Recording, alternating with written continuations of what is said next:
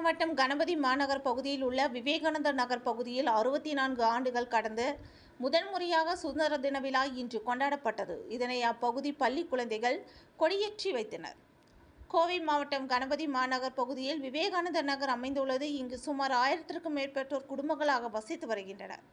இந்த பகுதியில் 1960ஆம் ஆண்டு முதல் வசித்து வருகின்ற இம்மக்கள் இதுவரை தேசிய கொடியேற்றி சுதந்திர தின விழா கொண்டாடியதில்லை. 3 தலைமுறையாக வாழ்ந்து வந்த இம்மக்கள் முதல் முறையாக இன்று தேசிய கொடியேற்றி வைத்து இனிப்புகள் வழங்கி கொண்டாடினர். இதனை அப்பகுதியில் உள்ள குழந்தைகள் கொடியை ஏற்றி வைத்து நூதன முறையில் கொண்டாடினர். இதனைத் தொடர்ந்து செய்தியாளர்களிடம் பேசிய தமிழ்நாடு அமைப்பு சாரா அனைத்து வகை தொழிலாளர் நற்பணி நலசங்க நிறுவன தலைவர் டாக்டர் சரவணன் கூறியதாவது, கடந்த 1960ஆம் ஆண்டு முதல் இந்த பகுதியில் பொதுமக்கள் வசித்து வருகின்றனர். இந்த பகுதி மக்களுக்கு அரசு இந்த பகுதியில் தண்ணீர் வசதி, மின்சார வசதி, குடும்ப அட்டை என அனைத்து அத்தியாவசிய அடிப்படைகளையும் வழங்கியுள்ள நிலையில் வீட்டு மனைக்கான பட்டாவை மட்டும் தரவில்லை. இந்த நிலையில் அரசு தற்போது இந்த பகுதி மக்களை காலி செய்ய சொல்லி நோட்டீஸ் ஒட்டி சென்றுள்ளனர்.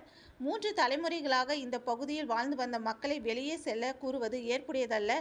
இதனால் வரை தேசிய கொடியை இந்த பகுதிக்கு என்று தனியாக இம்மக்கள் ஏற்றியதில்லை. ஆனால் முதல் முறையாக ஏற்றும் நிலைக்கு தள்ளப்பட்டு உள்ளனர். எனவே இந்த பகுதி குழந்தைகளை வைத்து முதல் முறையாக தேசிய கொடியை ஏற்றப்பட்டுள்ளது என்றார் என்பது குறிப்பிடத்தக்கது.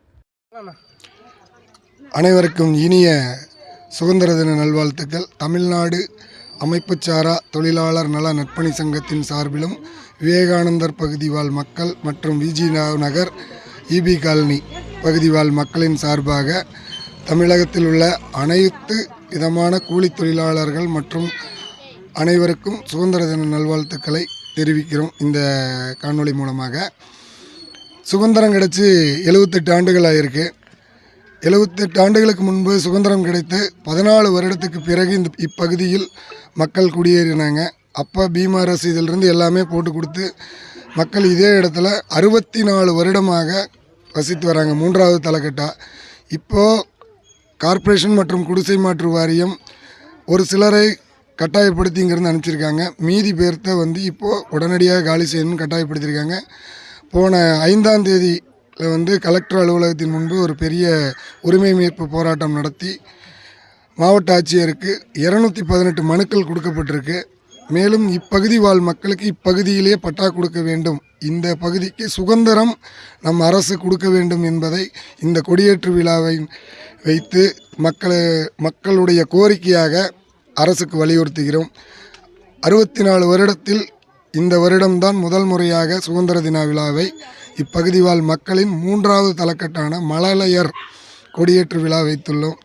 இது கவன ஈர்ப்புக்கு ஆட்சியர் மற்றும் தமிழக முதல்வர் அவர்களுக்கும் இந்த வீடியோவின் மூலமாகவும் இந்த செய்தியாளர்கள் மூலமாகவும் தெரிவித்துக் கொள்கிறோம்.